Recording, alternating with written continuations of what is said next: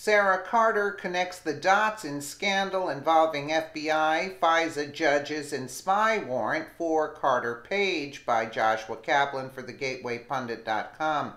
Fox News contributor Sara A. Carter reports former British intelligence officer Christopher Steele knew that the Clinton campaign was footing the bill for the anti-Trump dossier, yet the FBI never included the information in its FISA court application for Carter Page. Carter reports former British spy Christopher Steele was informed months after accepting the job to compile a dossier on then-candidate Donald J. Trump that the Hillary Clinton campaign and the DNC were paying the bill, but that's not what the FBI told the secret FISA court when it sought a warrant to spy on one of Trump's campaign volunteers. This bit of explosive information was revealed in an expose on Steele by the New Yorker's Jane Mayer. But the implications for the FBI are profound. Why? Because the Bureau explicitly stated in its foreign intelligence surveillance application to the secret court that Steele was unaware of who backed Fusion GPS, the firm which hired him for the research. Steele, however, claimed in the expose titled Christopher Steele, the man behind the Trump dossier, that he did know who was paying the bill.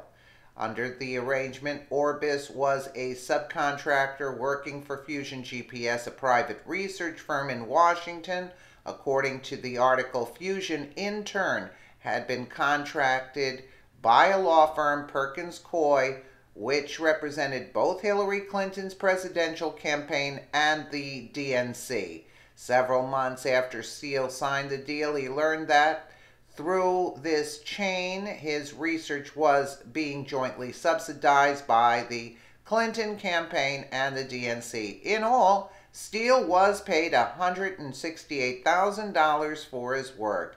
In a footnote on the warrant application to the court, the FBI stated that they identified U.S. person.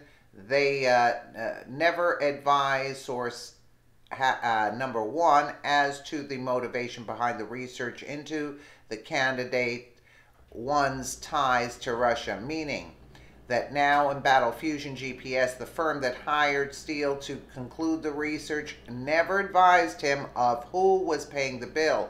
Sean Hannity hinted last night that he was dropping a bombshell on his program. According to Fox News host, the FBI lied to the FISA judge in order to get a warrant to spy on Carter Page. So let's just take a quick listen here.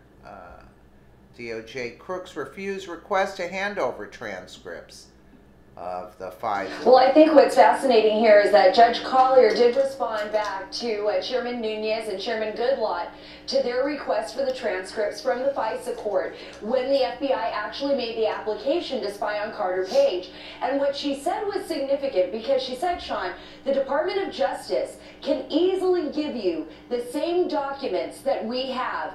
This has never been requested before from the FISA court, Collier said. So this is a new thing for them. They have to review everything, decide whether or not they can hand over these documents. But she said that the court would not object to the fact that the Department of Justice could hand them over. Well, I confirmed tonight that Nunes and Goodlatte did request those documents from the Department of Justice, and the Department of Justice never responded to them. Look, Drake, let's talk about all of that from a legal perspective. Well, Collier has made it clear that they didn't transcribe or record any of the Q&A that occurred in the application for the warrant. But the application exists, it's written. But the applications exist. That is in the possession of the Department of Justice. And Congress has the legal authority to request that from DOJ. They should hand it over. Those that don't contain... One quick question, not to interfere. Well, why is the judge saying, the FISA judge saying that the executive branch can release this? There's a question of separation of powers as to whether or not the judiciary can hand this over, but clearly Congress has constitutional oversight over the executive branch. So it's easier if the executive branch, the Department of Justice, hands it over. You agree that the president's right as it relates to Jeff Sessions. 100% right. Why would he rely on the Inspector General? They have no prosecutorial authority. Because Jeff Sessions is the Attorney General in name only, and he's not running the department. And I suspect he's being told, don't appoint a second special counsel. He's been asked 3 times since last July by Congress to appoint a second special counsel. He ignored the first 2. I suspect he didn't even see those requests. Then in November he said, yeah, I'm thinking about it. Finally yesterday he hands it off to the Inspector General, who has no prosecutorial authority, can't compel witnesses, has complained that every time he tries to talk to the DOJ and the FBI, they stonewall him or provide documents heavily redacted. The only way you can get to the bottom of this is somebody who has grand jury subpoena power to compel testimony under oath. The IG doesn't have that. What do you make, David Schoen, of what this judge is saying in this particular case, and very specifically, you know, that the considerations involve not only prerogatives of the legislative branch, but also the interests of the executive branch, including its responsibility for national security? Well, Carter, the Department of Justice can easily give you the same documents that we have. This has never been requested before by the Fisa court.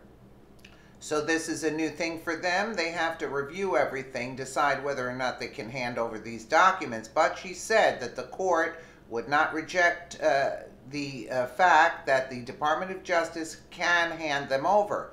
Well, I confirmed tonight that Nunes and Goodlatte did request those documents from the Department of Justice, and the Department of Justice never responded to them. They're not responding. Let me know what you guys think in the comments below. And again, thank you so much for watching.